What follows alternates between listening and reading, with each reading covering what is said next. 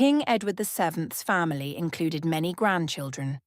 Lesser known among them are Princess Alexandra, 2nd Duchess of Fife, Princess Maud Carnegie, Countess of Southesk, and King Olaf, the Fifth of Norway. All three were grandchildren of Edward VII through his daughters, Alexandra and Maud through Princess Louise, Princess Royal, later Duchess of Fife, and Olaf V through Princess Maud of Wales, Queen of Norway.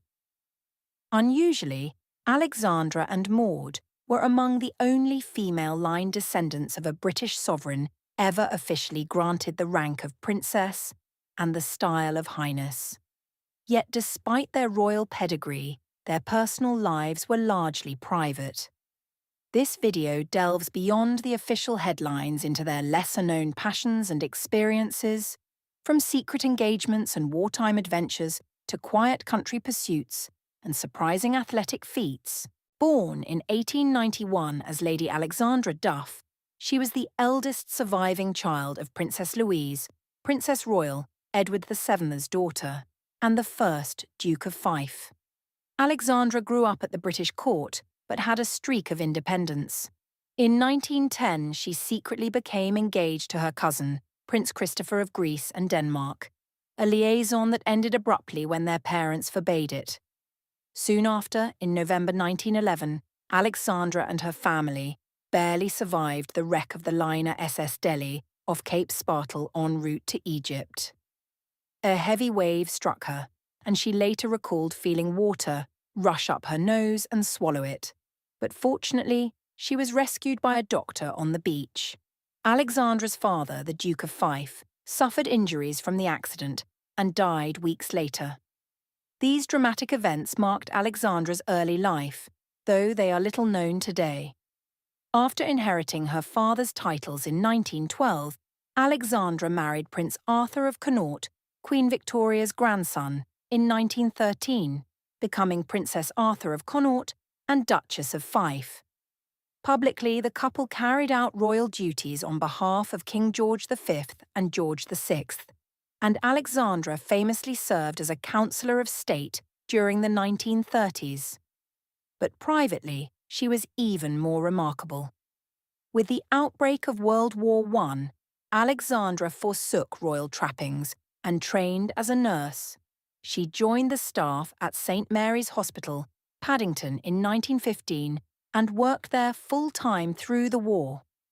After the armistice, she continued nursing education, specialising in obstetrics and gynecology, and even earned a prize for a paper on eclampsia.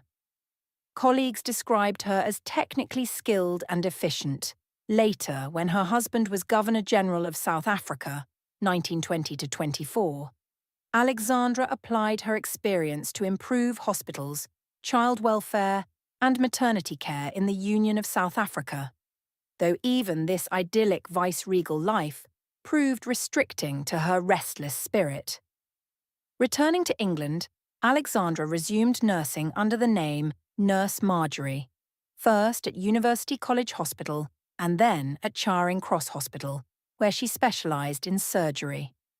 She became so proficient that she frequently performed minor operations herself, such as amputating a patient's thumb, and was recognised by King George V with the Royal Red Cross in 1925.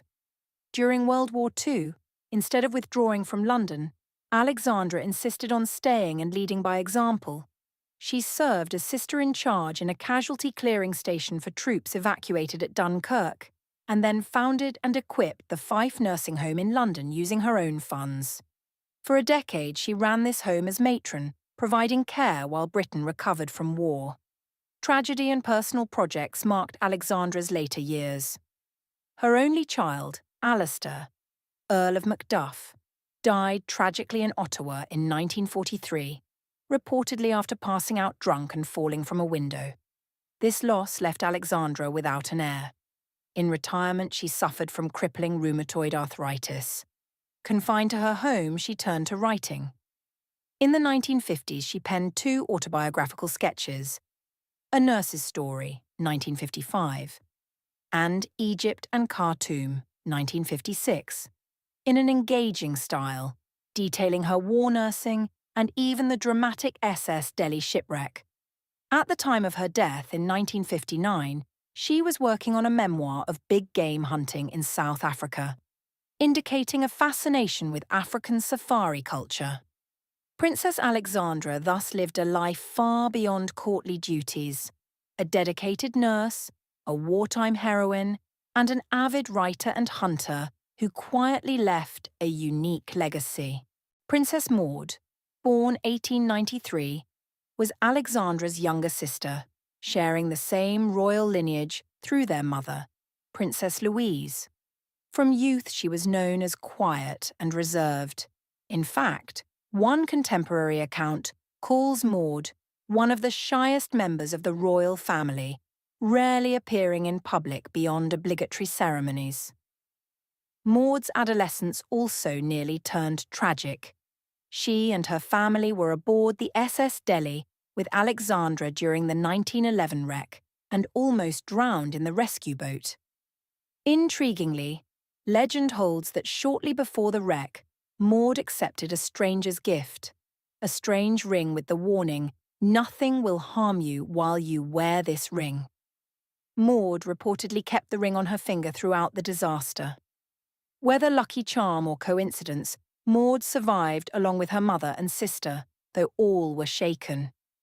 Maud largely stayed in the background of royal life.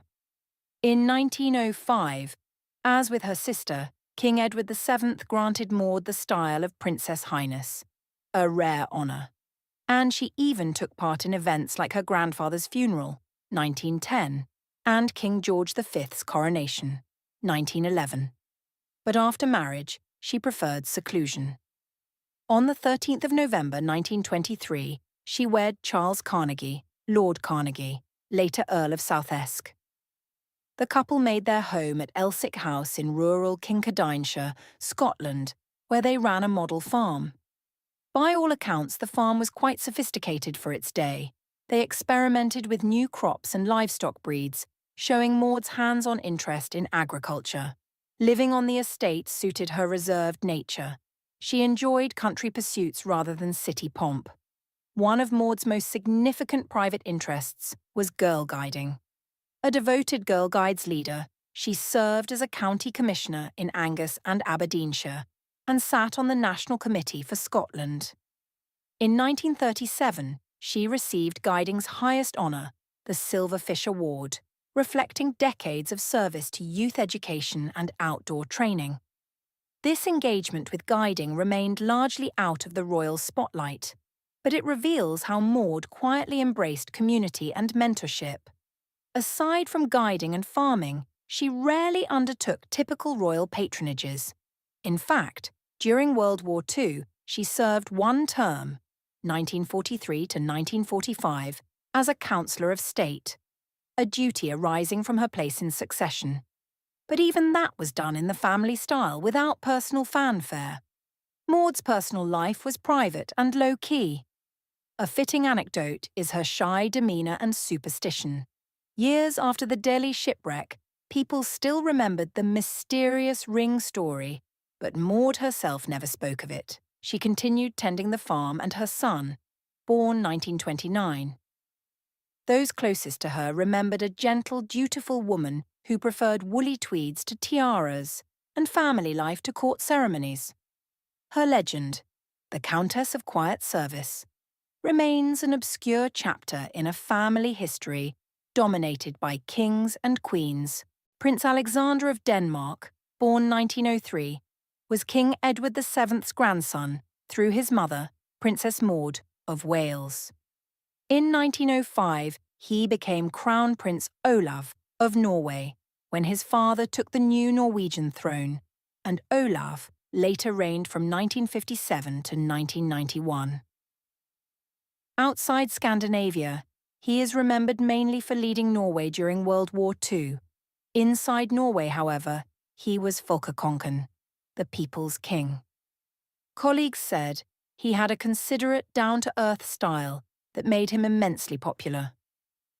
Unlike many royals, Olaf shunned pomp whenever possible. He often drove his own car, sticking to public lanes, even when bus lanes were allowed for royals, and famously adapted to shortages during the 1973 energy crisis. One memorable photo from that period shows King Olaf, dressed in full ski gear and carrying his skis, standing in a crowded city trolley, the tram, to conserve fuel. When asked how he dared travel without guards, he quipped that he felt he had 4 million bodyguards. All his Norwegian countrymen, Olaf's love of sports and the outdoors was a lifelong passion. As a young man, he was an accomplished ski jumper and sailor. In 1928, Prince Olaf won an Olympic gold medal for Norway in the 6-metre sailing class.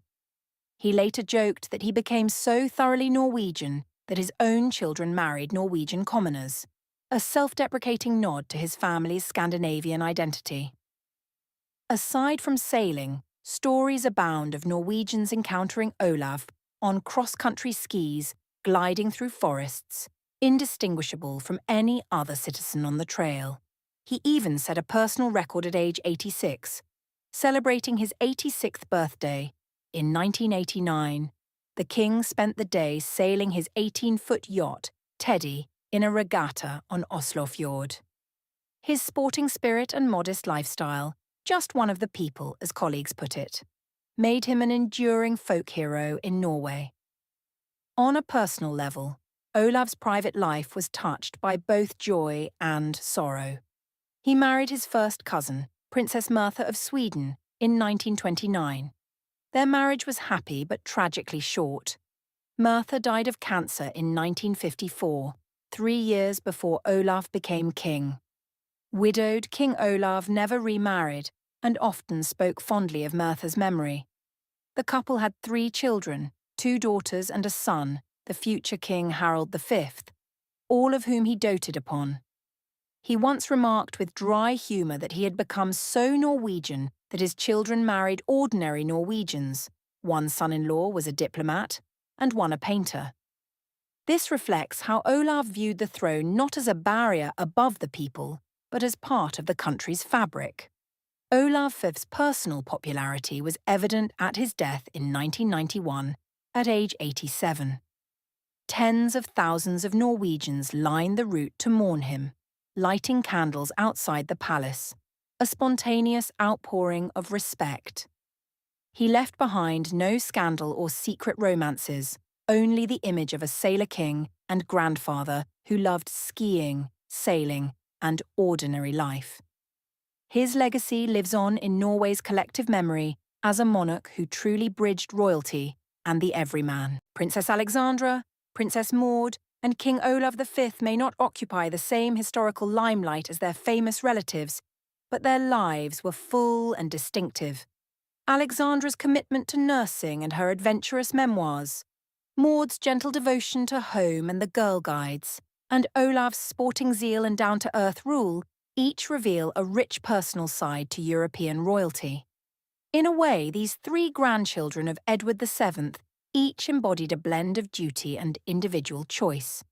They fulfilled their royal roles, yet followed their own passions away from official ceremonies. Their stories remind us that even in a royal family, there are chapters of quiet courage, private warmth, and unexpected turns, qualities often hidden behind the coronets and courtrooms.